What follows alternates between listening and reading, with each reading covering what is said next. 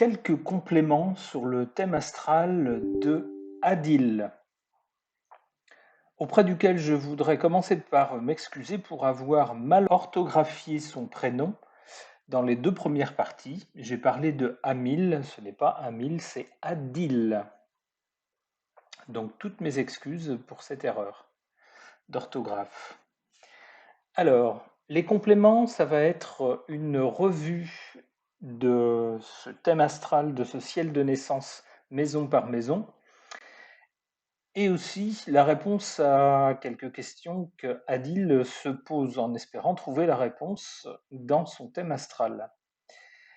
Autre chose, je ne vais pas étudier les astéroïdes parce que ce n'est pas une partie que je connais beaucoup. Donc je préfère ne pas m'aventurer sur un terrain que je ne connais pas. Je préfère m'en tenir à des choses que je connais suffisamment.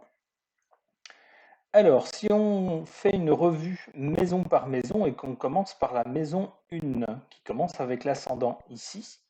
Alors, on l'a vu précédemment, cette maison 1 commence avec l'ascendant en Vierge et Jupiter qui est conjoint à l'ascendant, qui est également conjoint à la Lune. Avec un ascendant en Vierge, on se méfie. Alors, sans être parano non plus, on est un peu inquiet, un peu nerveux. Cela dit, on cherche des solutions pratiques. On cherche à comprendre son environnement, on cherche à comprendre les autres personnes, on cherche à comprendre leur fonctionnement, leur psychologie, on cherche à comprendre les mécanismes des événements et de l'environnement. Jupiter, qui apparaît ici conjoint à l'ascendant, donne un côté beaucoup plus rond, beaucoup plus bonhomme, moins froid, moins distant que ne le serait l'ascendant Vierge seul. Jupiter est vraiment un facteur d'intégration d'une personne dans un ensemble plus grand et dans une société. Éventuellement, Jupiter peut même, par sa faconde, par son entre-gens, donner une personnalité qui pourra représenter un groupe, ici, puisqu'il est conjoint à la Lune étant un groupe de gens, on peut éventuellement guider un groupe. Du côté physique, on a vu qu'il y a de bons aspects au Soleil, alors ça c'est très très bon, l'ascendant l'ascendant et Jupiter en bon aspect au Soleil, de même que la Lune en bon aspect au Soleil. Donc c'est très bien, il n'y a pas de souci là-dessus, pas de souci physique. Saturne ici aussi qui est en bon aspect, donc ça contribue. Il n'y a que cette opposition ici d'Uranus qui fait craindre des accidents. Donc il faudra s'en méfier, en particulier un accident affectant les artères, représentées par Jupiter. Donc un accident vasculaire qui peut survenir plus tard, bien sûr, probablement à la maturité et pas dans la jeunesse. Alors, la maison 2, elle représente les dons et l'argent que l'on gagne, et la façon dont on le gère, etc. Donc tout notre potentiel, on va dire. Ici, cette maison 2 commence en balance. Alors, la balance, c'est le signe de l'artistique, de l'harmonie, des formes, du beau par excellence. Donc avec une maison 2 en balance, on peut avoir des dons justement pour tout ce qui a trait à la représentation des choses et des êtres, tout ce qui touche les sens. On peut avoir des dons pour gagner de l'argent, entre autres, par quelque chose qui a trait au luxe ou à la beauté, qui sont des domaines balance. Éventuellement aussi, quelque chose qui a trait à la justice. La balance pesant le pour et le contre et étant également éprise de justice. On peut gagner de l'argent également par des contrats, la balance étant le signe de tout ce qui lie à quelqu'un d'autre. Ici, la maison 3 commence en Scorpion. Alors, c'est pas un très bon signe pour cette maison-là, qui est censé représenter l'entourage direct, les frères et sœurs, entre autres. Le Scorpion étant un signe très agressif et assez rancunier. Le maître du Scorpion est Pluton. On le retrouve ici en maison 4 et il forme une méchante opposition à Vénus. Alors, je ne reviendrai pas sur la signification de cette configuration. Adil lui-même s'en est expliqué malheureusement avec un événement funeste dans son enfance. Donc la maison 4 ici tombe en Sagittaire, qui est le signe de l'étranger, donc ce qui correspond effectivement à des origines multiples dans la famille de Adil. Et on y voit ici cet événement qui a marqué de façon malheureuse son enfance. La maison 5, c'est la maison de la création, mais aussi des loisirs, du divertissement et aussi des enfants. Alors elle tombe en Capricorne. Alors s'il s'agit d'enfants que l'on va avoir, eh bien le Capricorne étant un signe du temps et de la vieillesse, et un signe en général assez restrictif, il y a eh bien, moins de chances que la normale qu'on ait des enfants avec ce signe-là. Et si on en a, il y a des chances que ça soit assez tard, hein, à cause de l'âge qui est souvent attribué au Capricorne, qui est un âge avancé. Si on avance vers la maison 6, ici, la maison 6, c'est la maison du quotidien et de la santé au quotidien. Ici, elle commence en Verseau, qui est un signe plutôt dynamique, plutôt en avance sur son temps et plutôt indépendant. On retrouve d'ailleurs son maître ici, dans la même maison. Il est dans le signe des Poissons, mais il est dans la même maison. On doit avoir donc au quotidien quelqu'un d'assez nerveux, quelqu'un d'assez indépendant, quelqu'un qui cherche à faire les choses à sa façon. Ici, on a Neptune. Alors Neptune donne de l'inspiration, du charme, mais aussi parfois une petite tendance à ne pas être là, à être un peu dans la lune ou tête en l'air. Cette maison 6 qui commence dans le Verseau laisse penser qu'on pourrait avoir comme profession ou comme occupation au quotidien quelque chose qui a trait soit à des appareils modernes, soit à de la télécommunication, soit à Internet, ou alors une forme de travail qui est une sorte de contrat de travail, par exemple, assez moderne.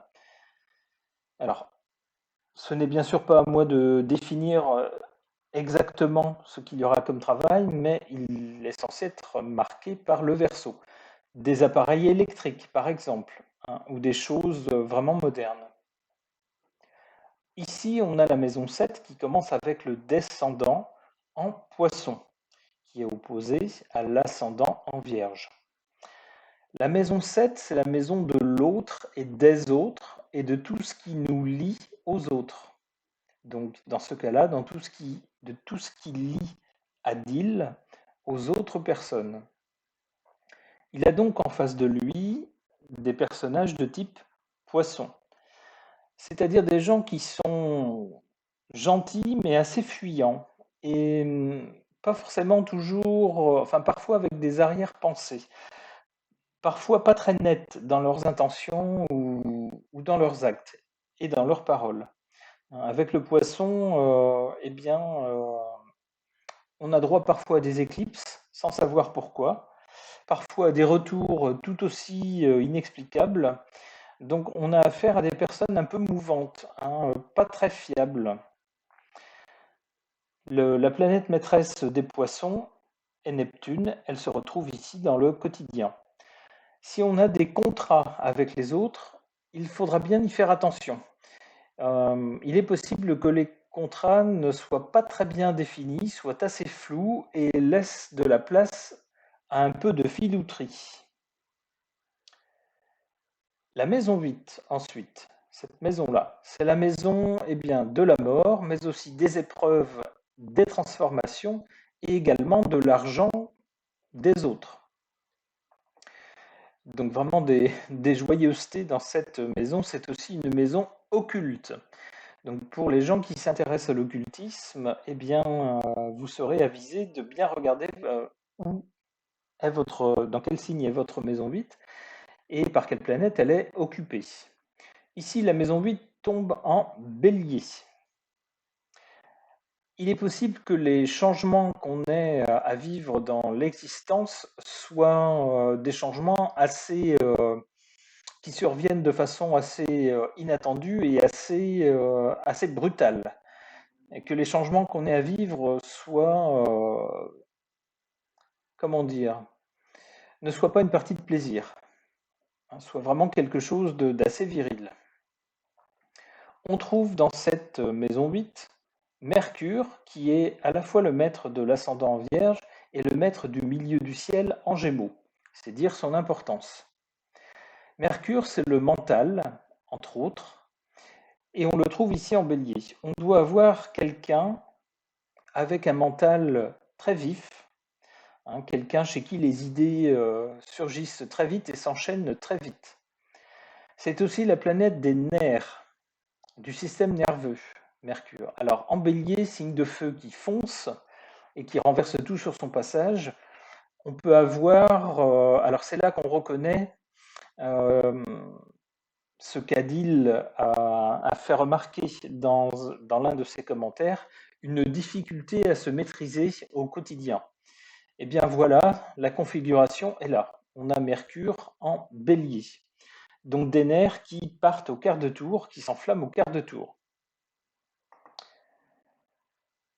Ensuite, on a ici la maison 9, qui est la maison, alors soit de l'étranger, ou soit des philosophies, de la foi, des conceptions supérieures qu'on a dans l'existence. Elle est habitée ici par le Soleil, mais aussi par le nœud nord. Qu'est-ce que c'est que le nœud nord? Alors dans un thème, on a toujours un axe qui passe par le centre du ciel, avec un nœud nord et un nœud sud. Le nœud sud, alors cet axe des nœuds, ça concerne, pour ceux qui y croient, à la réincarnation et aux vies passées. Le nœud sud est censé figurer l'expérience, la sagesse qu'on a tirée des vies précédentes, ce qui est acquis comme expérience. Le nœud nord est censé figurer ce que l'on doit apprendre dans cette vie et le type de sagesse que l'on doit apprendre dans cette vie-là. Alors ici, ça nous montre quoi? D'abord, la maison 9 tombe en taureau, qui est un signe fixe, un signe pacifique et un signe assez positif dans la vie, qui aime prendre son temps, qui aime accumuler les choses matérielles parce que ça le rassure d'avoir un bout de terrain, d'avoir une maison, d'avoir quelques belles choses, d'avoir aussi une personne qu'il aime, d'avoir une famille avec qui il s'entend, un travail qui lui plaît, etc. Voilà, c'est ce qu'il lui faut pour être heureux, avec un peu d'argent aussi. Une fois qu'il a tout ça, le taureau n'embêtera plus personne, hein, il s'appliquera à être tranquillement heureux dans son pré. Eh bien ici, le nœud nord qui est conjoint au soleil, ici en taureau, dit à Adil que c'est ce vers quoi il doit tendre, c'est-à-dire la paix et pouvoir jouir tranquillement de ce qu'il a, de ce qu'il a gagné et de ce qu'il possède. À l'inverse, ici on a le scorpion qui nous dit qu'il... alors, ça c'est ce qu'Adil a acquis dans des vies précédentes et qu'il doit lâcher dans cette vie-là. C'est-à-dire la capacité à tout remettre en question, la capacité à engendrer ou gérer des crises, la capacité à se transformer tout le temps, la capacité à jouer avec la mort et les transformations. On lui demande d'abandonner ça et de tout simplement jouir de la vie, jouir des bonnes choses de la vie en toute tranquillité. ici en maison 9. On lui demande au fil de sa vie de se construire une philosophie de vie qui lui convient, qui lui permet d'être en paix avec lui-même et avec les autres. On voit ici, avec le soleil, que ce secteur aura de l'importance. Il est possible que ça soit lié à l'étranger, puisque ce secteur-là concerne également l'étranger. La maison 10, ici, c'est la maison vers laquelle on va en opposition. Alors, le milieu du ciel, plus précisément, c'est le point c'est le point de destinée, c'est le point vers lequel on va. L'élévation sociale, le statut social, ça peut être aussi le milieu professionnel ou l'activité qu'on va avoir. Par opposition, ici au fond du ciel, qui est le point d'où l'on vient, le point d'origine, les ancêtres, la famille, etc. Ici, le milieu du ciel, et donc la maison 10 qui commence avec le milieu du ciel, commence en Gémeaux. Alors, les Gémeaux sont un signe de contact qui aime avoir des idées, échanger des idées avec les autres, parler avec les autres. C'est aussi un signe séducteur qui, on va dire, aime faire plaisir aux autres et donc séduit presque sans s'en rendre compte. C'est un signe mobile qui aime aussi les déplacements, qui ne sait pas tenir en place.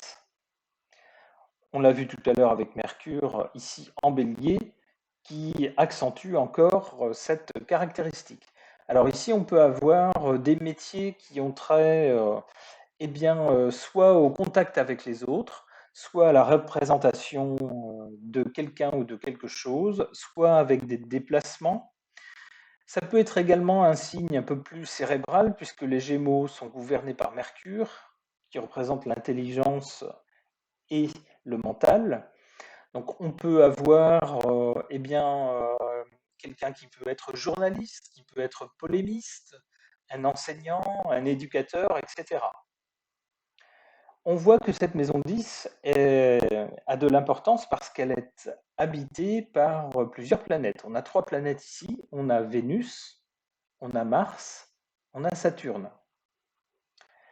Vénus et Mars sont tellement proches qu'elles sont en conjonction. Vénus, c'est tout ce qui est beau, tout ce qui est agréable, tout ce qui nous plaît, les belles choses, mais aussi ce qui est juste. Donc on pourrait aussi ici avoir un métier en rapport avec le luxe ou l'apparence. Adil a parlé de concours, on va dire de beauté, par exemple, ou de mannequinat. Eh bien, ça correspond tout à fait à cette position de Vénus ici dans la maison 10. Avec Mars qui lui est associé, on a effectivement une question d'apparence, mais qui reste virile avec ce Mars à côté. Un peu plus loin dans la même maison, on trouve Saturne. Saturne, dans la maison 10, nous dit que rien ne sera facile à gagner, qu'il va falloir travailler dur pour arriver à quelque chose. Avec de mauvais aspects, Saturne serait le signe de beaucoup d'efforts déployés en vain ou d'une chute à venir. Ici, ce n'est pas le cas, puisqu'on voit que la planète, ici, n'est reliée aux autres planètes que par des traits bleus, des traits favorables. Donc on peut dire à Adil de travailler dur, et il est possible qu'il accède à des postes ou à un statut social élevé. Mais ça risque de ne pas être facile. Il va falloir qu'il se retrousse les manches pour y arriver. Ensuite, on a ici la maison 11, qui est la maison des amis et des projets. Cette maison ne contient aucune planète et elle tombe en Cancer. Le Cancer est le signe de la famille, le signe de l'hérédité, le signe des ancêtres, mais aussi le signe des enfants. Donc il est possible qu'on ait des amis parmi la famille, entre autres, et qu'on ait des projets qui concernent soit la famille, soit les origines, ou soit les enfants. C'est tout à fait possible. Ici, on a la maison 12 qui est habitée par deux planètes, la Lune et Jupiter. Cette maison 12 tombe en Lion. Qu'est-ce que c'est que la maison 12? Eh bien, la maison 12, c'est une maison qui n'est pas très agréable. C'est une maison qui nous force à être isolés, soit parce qu'on est exilé, soit parce qu'on est en prison, soit parce qu'on est à l'hôpital, mais on se retrouve dans un endroit où on est tout seul, dans un lieu clos. Alors, avec le lion dans cette maison, il est possible que si jamais ce type d'événement arrive, il soit quand même bien vécu, le lion étant quand même un signe de magnificence. On a donc cette maison 12 en Lion qui est habitée par la Lune. Il est possible qu'on ait eh bien dans des ennemis ou dans des ennuis que l'on aura, quelque chose qui est trait soit à un public, à la foule, ou soit à la famille avec la Lune. Peut-être effectivement aussi avec la mer. Dans un thème masculin, la mer apparaît sous la forme de la Lune, ici. Donc voilà, je pense avoir fait à peu près le tour des maisons du thème d'Adil. Alors Adil avait quelques questions. Il demandait entre autres comment se fait-il qu'il n'aimait pas beaucoup le sport. Eh bien, avec un ascendant en Vierge dont le maître est Mercure, Mercure qui est surtout mental, qui concerne l'intelligence, le mental, l'expression, voilà qui ne porte pas trop au sport. Alors en plus, on a ici Jupiter qui est conjoint à l'ascendant. L'ascendant, donc c'est le corps, hein. Jupiter marque plutôt une expansion, hein, quelque chose qui prend de l'ampleur. Jupiter s'intéresse surtout, lui, à la façon dont la société est organisée, comment elle s'inscrit dans quelque chose de plus grand, comment fonctionnent les institutions, par exemple, comment on s'y insère, etc. Donc on voit qu'il est assez peu porté sur le sport, si ce n'est que Jupiter voit toujours un peu plus grand que l'espace dans lequel il se trouve. Il cherche à aller voir plus loin et à s'insérer dans quelque chose de plus grand. Donc il peut avoir des envies d'aventure, il n'aime pas être enfermé. Il peut avoir des envies d'aventure et c'est ce qui peut donner une petite touche sportive, mais la planète aime quand même bien son petit confort. Donc, ici à l'ascendant, voilà, ça ne m'étonne pas que Adil soit assez peu féru de sport. L'énervement au quotidien, c'est un point aussi que Adil avait soulevé.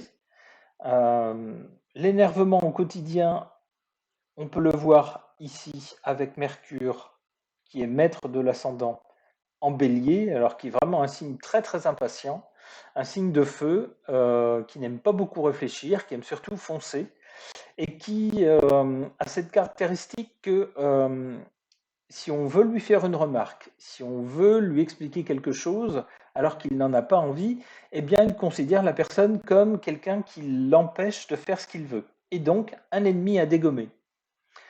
Avec le bélier, c'est comme ça, c'est tout blanc ou tout noir. Ici au quotidien, on voit le signe du Verseau, qui est un signe assez électrique, qui agit par impulsion, par à-coup. Adil disait dans l'un de ses commentaires qu'il avait parfois du mal à s'intéresser aux choses et que parfois il s'ennuyait au quotidien. Eh bien, le Verseau est un signe lui aussi assez impatient, qui comprend en général assez vite et qui, une fois qu'il a compris, ne comprend pas pourquoi on doit creuser, s'attarder sur les choses. Il veut tout de suite passer à autre chose. En plus, on a ici Neptune, qui est mal relié au Soleil, ici. Neptune qui, là où il est, comment dire,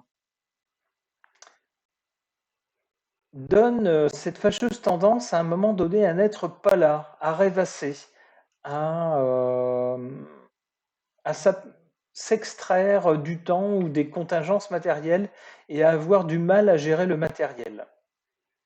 Donc c'est peut-être ça qui explique aussi ces petites difficultés d'Amil au quotidien. Alors voilà, avec ces compléments, je clôt l'étude du thème d'Adil, et non pas d'Amil, pardon, d'Adil, toutes mes excuses.